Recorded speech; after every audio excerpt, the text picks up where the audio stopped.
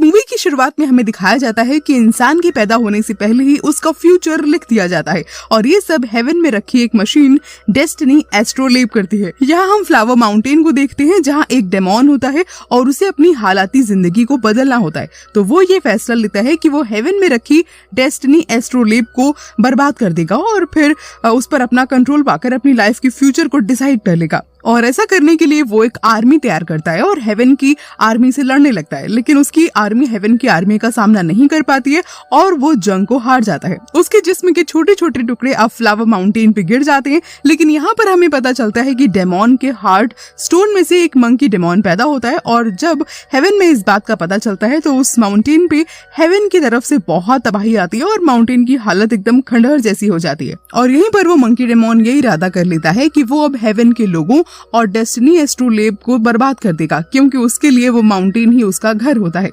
अब मूवी में यहाँ पर सीन चेंज होता है और हमें एक एकेडमी को दिखाया जाता है जहाँ पर हेडमास्टर ये डिसाइड कर रहे होते हैं कि किस स्टूडेंट को हेवन भेजा जाए। और अब यहाँ पर मूवी के मेन कैरेक्टर व्यूकॉन्ग की एंट्री होती है जो कि किचन एरिया से खाना चुरा रहा होता है और तभी वहाँ पर एक गार्ड आकर के उसे ऐसा करते हुए देख लेता है और वो गार्ड व्यूकॉन्ग को ऐसा करने से मना भी करता है। अब वही गार्ड एक लड़की के साथ बदतमीजी करता है और उसे मारने ही वाला होता है कि तभी वहाँ पर एक स्टूडेंट आकर लड़की को बचा लेता है, जिसे गार्ड गुस्से में आकर के उस लड़के को जोर से मारकर उसे दूर फेंक देता है। और यहाँ पर एंट्री होती है डीटी की, जिसका नाम एहुए होता है और वो उस गार्ड को मारती है, जिसके बाद वहाँ पर और भी ज्यादा गार्ड आ जाते हैं और एहुए पर हमला करने ही वाले होते हैं कि तभी वहाँ पर व्यूकॉन्ग आ जाता है और सभी गार्ड को मारकर गिरा देता है। यहाँ हालात इतने ज्यादा खराब हो जाते हैं कि वहाँ पर और भी ज्यादा गार्ड आ जाते हैं और यहीं पर व्यूकॉन्ग कुछ ऐसा करने वाला होगा जिससे देखकर आपके होश उड़ जाएंगे। व्यूकॉन्ग दरअसल अपने कान से लावा निकालता है और वो लावा एक वेपन में कन्वर्ट हो जाता है। व्यूकॉन्ग उस हथियार को जोर से घुमाता है और वहाँ पर खड़े सभी गार्ड पर दूर से फेंकता है। अब इस सिचुएशन का पता जब गॉडेस को चलता है तो वो अपने एक सोल्जर को वहां पर भेजती है जिनका नाम टायन होता है और वो टायन आकर के व्यूकॉन्ग पर ब्लेड की मदद से हमला करता है, लेकिन व्यूकॉन्ग अपनी ताकत की मदद से उसे भी हरा देता है और तभी वहां पर एहुए का दोस्त इरलैंग आकर के व्यूकॉन्ग को हरा देता है और उसे बंदी बना लिया जाता है। अब यहाँ पर हम गॉडेस को देखते हैं जहाँ एहुए आती हैं और हमें यहाँ पर पता चलता है कि एहुए एक्चुअली में गॉडेस की ही बेटी है और वो ये सवाल अपनी माँ से पूछती है कि व्यूकॉन्ग के साथ भला इरलैंग को क्यों कैद किया गया है। तब गॉडेस जवाब देती है कि इस लड़ाई को रोकने का काम मैंने टायन को दिया था और इरलैंग ने मेरी बात का पालन नहीं किया, इसीलिए उसे भी कैद कर लिया गया है। अब यहाँ पर हम इरलैंग और व्यूकॉन्ग को देखते हैं जो कि एक ही प्रिजन में कैद होते हैं और वहाँ व्यूकॉन्ग इरलैंग से कहता है कि हमारी लड़ाई अनफेयर थी क्योंकि मैं एक था और तुम दो, और व्यूकॉन्ग फिर से उनसे लड़ने के लिए कहता है। तब वहाँ पर गॉडेस आ जाती है और इरलैंग को रिहा का हुक्म दे देती है और ये सुनकर व्यूकॉन्ग गॉडेस से फिर सवाल करने लगता है और यहाँ पर गॉडेस अपनी जादू से एक क्राउन बनाती हैं और व्यूकॉन्ग के हेड पर उसे पहना देती हैं और ये एक्चुअली में एक तरह की सजा होती है। और फिर हम यहाँ पर व्यूकॉन्ग को अपने पास्ट के बारे में देखता हुआ पाते हैं और उसे इसी वजह से बहुत ज्यादा पेन भी हो रहा होता है। अब गॉडेस उस क्राउन का कंट्रोल एहुए के हाथ में दे देती हैं और अब हम ये देखते हैं कि वो मंकी डेमोन और कोई नहीं बल्कि व्यूकॉन्ग ही होता है और उसे एक जेफ यानी कि ओल्ड मैन ने अपने जादू की मदद से इंसानी शक्ल में बदल दिया था ताकि उसे गॉडेस पहचान ना पाए और गॉडेस के जुल्म से व्यूकॉन्ग पूरी तरह से बचा रहे। अब ये लोग हेडमास्टर के साथ एक हेवन एकेडमी पर जाते हैं और बताते हैं कि ये हेवन कैसे वर्क करता है और फिर ये लोग एक ब्रिज से गुजरते हैं जहाँ हेडमास्टर बताता है कि इस ब्रिज से गुजरने के बाद तुम सब एक डीटी बन जाओगे यानी कि देवता, और इसके लिए तुम्हें अपनी इंसानी ख्वाहिश, इंसानी सोच, इंसानी रिश्ते और भी बहुत कुछ छोड़ना पड़ेगा, तब जाकर तुम एक डीटी में खुद को शामिल कर पाओगे। और इस ब्रिज के आखिर में एक बड़ा सा दरवाजा होता है जिसके बाद डेस्टिनी एस्ट्रोलेब रखा हुआ होता है और वहाँ व्यूकॉन्ग और एहुए के साथ बहुत सारे स्टूडेंट्स होते हैं और तब गॉडेस भी वहाँ पर होती है। तो वो एक्चुअली में सबको वहाँ पर ये बताती हैं कि जो इसकी बात नहीं मानता है वो उसके साथ क्या करता है और इसका एक एग्जाम्पल दिखाने के लिए वो मंकी डेमोन के बारे में बताती हैं। और कहीं ना कहीं गॉडेस को अब ये पता चल गया होता है कि व्यूकॉन्ग ही मंकी डेमोन है और वो उसे उकसाने के लिए ही फ्लावर माउंटेन को दिखाती हैं जो कि अब एक खंडहर में बदल चुका होता है। लेकिन एहुए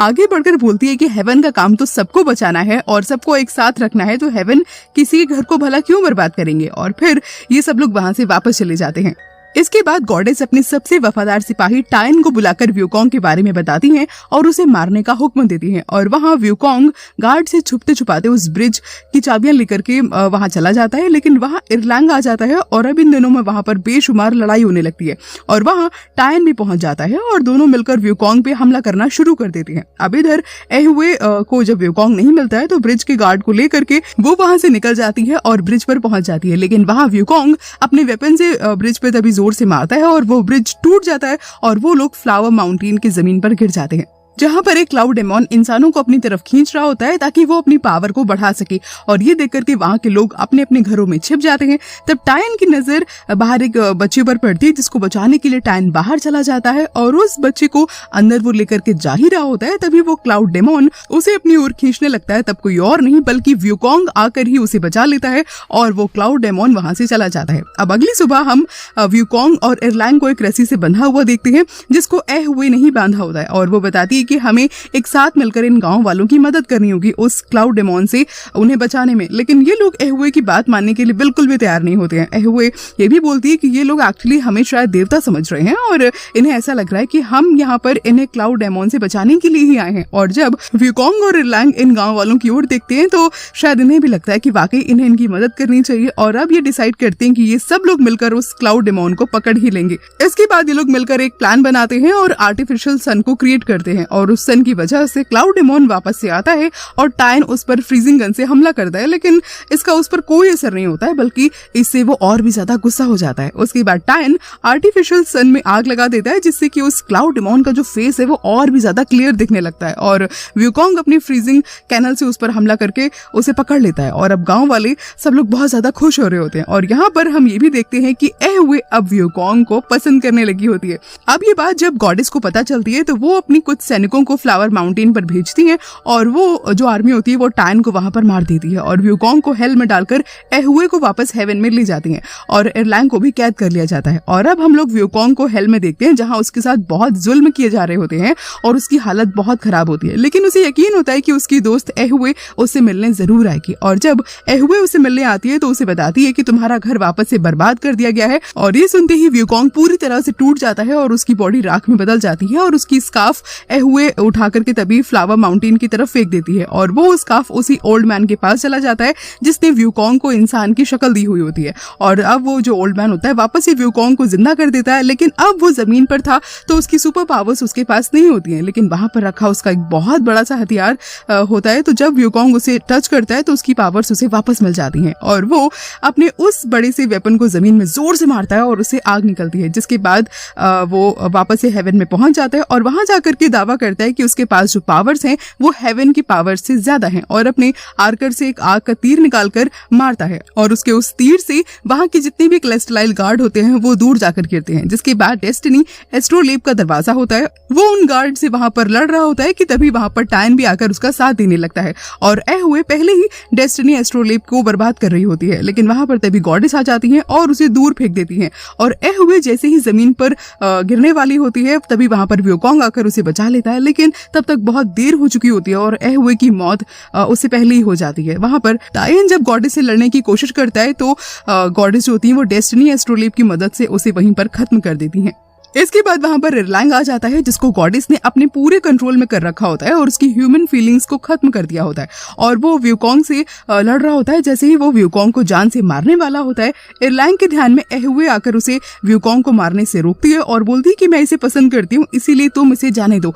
तब मौके का फायदा उठाकर तुरंत व्यूकॉन्ग गॉडेस को मार देता है और उस डेस्टिनी एस्ट्रोलेब को भी पूरी तरह से खत्म कर देता है और वहां सब तरफ चीजें बिखर जाती हैं और व्यूकॉन्ग का मकसद जो होता है वो पूरा हो जाता है। जिसके बाद हेवन का न्यू डेटी यानी कि देवता इरलैंग बन जाता है और व्यूकॉन्ग को हेवन से जाने के लिए कहता है और उसे ये भी कहता है कि अब अगर तुम वापस यहाँ पर दिखे तो मैं तुम्हें जिंदा नहीं छोड़ूंगा। और यहाँ से व्यूकॉन्ग अपने घर यानी कि फ्लावर माउंटेन की तरफ चला जाता है और मूवी यहीं पर खत्म हो जाती है।